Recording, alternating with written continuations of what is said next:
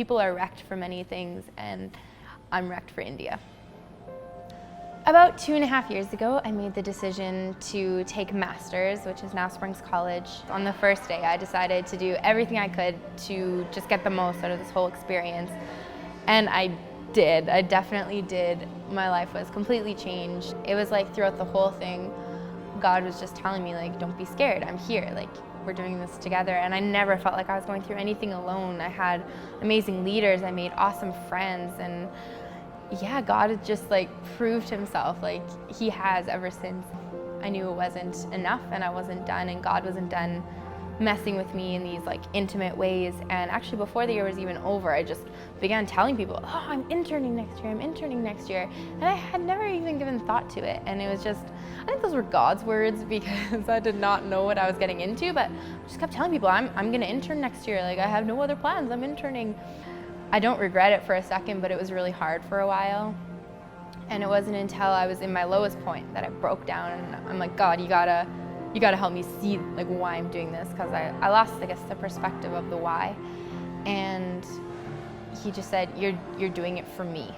And that was the most humbling thing, where I just felt like everything was worth it. Everything that was hard was all of a sudden worth it. All of the struggles I was having with people in my life was worth it. Everything I dealt with was worth it, because in that moment, God just acknowledged that everything I was doing was for him. The thing that I've seen time and time again with God is that he meets us in our unfamiliar, uncomfortable zones, and he makes us just feel completely at peace.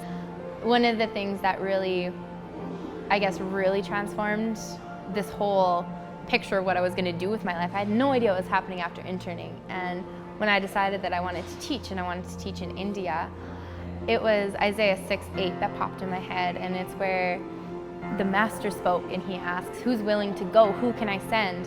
And I love how the Message Bible says, and I spoke up and said, I'll go, send me. And from that moment, it was just like, God, like, I'll go, send me. And I never ask where, and he's just paved the path ever since.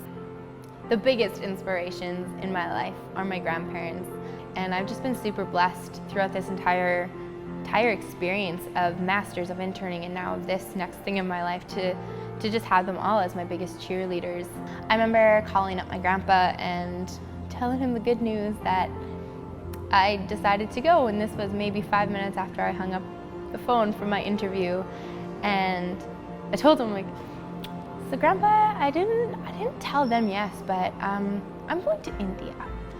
He just said over the phone, he's like, Kierstin, God doesn't need someone who has everything figured out. He doesn't need someone who's got this, and he doesn't need someone who's got that. He needs someone with a willing heart, who's willing to go. And that just changed everything. I love when people ask me why India, because I love the why for India. For me, it started when I was dancing with Springs at Folklorama a couple years ago, and I had the opportunity to just hang out and get to know a bunch of the other performers there.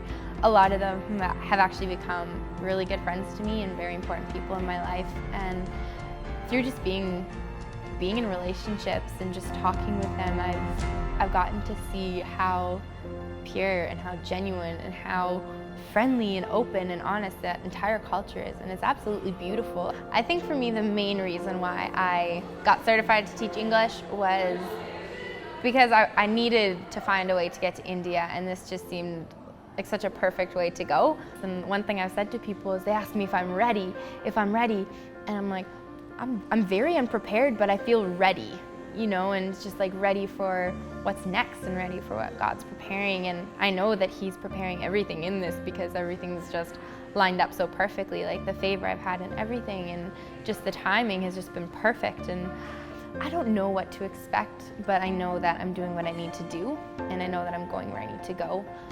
Yeah, it's just plain and simple. I think the most important thing I could do for my own life and for the life of everyone around me is to just keep following God and everything that he's calling me to. Sometimes I think it's really hard to see, I guess, the progress you've made or the impact that you're actually having, but to know that God looks at it all and he smiles and he's like, wow, she's doing this for me. I just knew that was a feeling I never ever wanted to lose.